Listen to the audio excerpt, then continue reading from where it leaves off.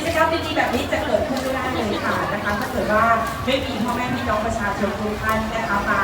ร่วมซื้อร่วมใช้ร่วมช็อปกันนะคะเพราะว่าสินค้าทุกอย่างเนี่ยต้องบอกว่าเป็นสินค้าของพี่น้องชาวไทยไม่ได้มีแบรนด์ต่างประเทศเลยนะคะถ้าเกิดวันนี้เนี่ยท่านได้ซื้อได้ช็อปได้ใช้เงินทองก็จะหมุนเวียนนะคะอยู่ในพื้นที่ของประเทศนะคะไม่ได้ เป็นไรเอามาทอดเหรอครับบอกว่าไปห้างใหญ่ปั๊บโหนี่เลยพอเราซื้อปั๊บเนี่ย20 บาทไม่รู้อยู่บ้านเราหรือเปล่าที่เหลือเนี่ยก็ออกต่างประเทศกันหมดนะคะแต่ถ้าเกิดว่าซื้อใช้ที่นี่นะคะสินค้าทุกอย่างพ่อค้าแม่ขายเป็นคนท้องถิ่นในจังหวัดภูเก็ตอาหารก็ท้องถิ่นภูเก็ตนะคะหรือว่าสินค้าที่แบบว่าของเด่นของดีแต่ละภาคนะคะเดี๋ยวรอทอดก่อน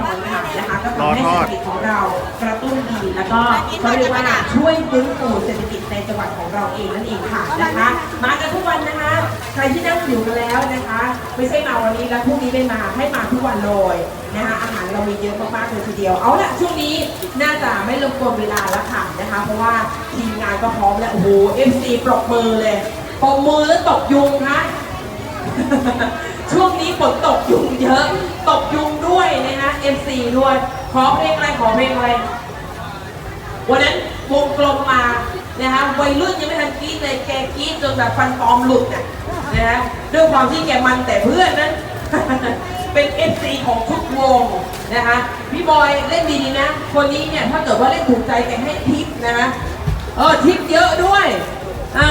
วันก่อนไม่รู้วงอะไรมาเล่นแกพาไปซอย11เลยแกพาไปเอาทิปที่ซอย11พี่คนนี้ใช่ไหมไอ้บ้านตอนนี้มันหมดแล้วทุกสิ่ง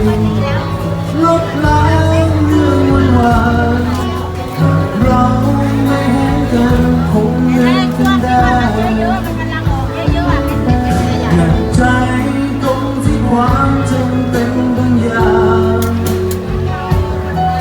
กดดันทำให้เราเจอกันต่อไป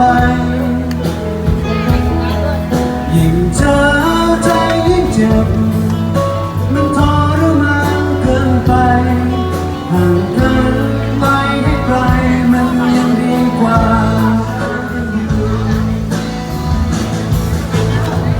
เจ็บปวดเสมอที่ต้องเจอกันเลยมาทุกวันเหมือนคนใหม่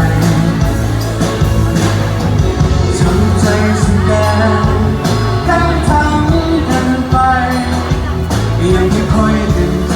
กับคนที่เคยรักกัน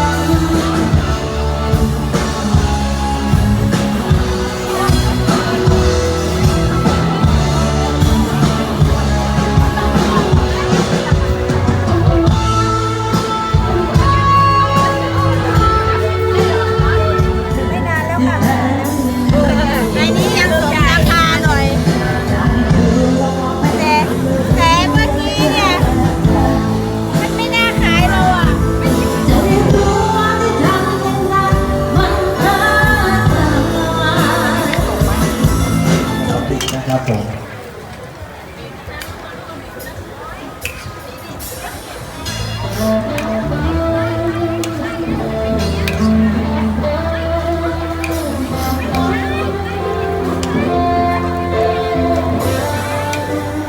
อยากฟังเพลงก็ลองแนะนำขึ้นมาได้นะครับผม